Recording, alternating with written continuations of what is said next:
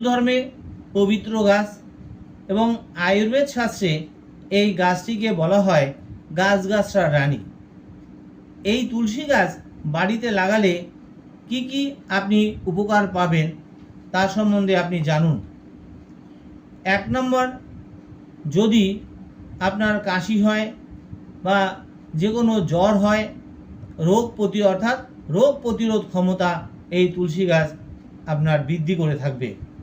2 নম্বরে, এই তুলসী গাছগুলি 3 প্রকারের হয়ে থাকে: রাম তুলসী, কৃষ্ণ তুলসী আর বন তুলসী।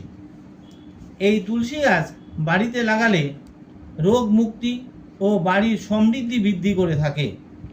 এছাড়া এই তুলসী গাছ মানসিক চাপ কমাতে সাহায্য করে থাকে।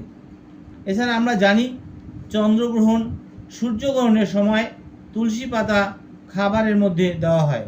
তার কারণ কি আপনি জানেন? তুলসী পাতা রোগ জীবাণু হরণ করে নেয়, অর্থাৎ আমাদের খাদ্য খাবারের মধ্যে যে চন্দ্রগ্রহণ, সূর্যগ্রহণের সময় যে সমস্ত রোগ জীবাণু এই খাবারের মধ্যে বিরাজ করত, তা থেকে এই তুলসী গাছ এই রোগ মুক্তি করে দেন। এবং তুলসী পাতা খেলে শ্বাসকষ্ট উপশমে সাহায্য করে। অর্থাৎ তুলসী গাছের অনেক মহৎ গুণ রয়েছে। এই বলে শেষ করলাম। নমস্কার।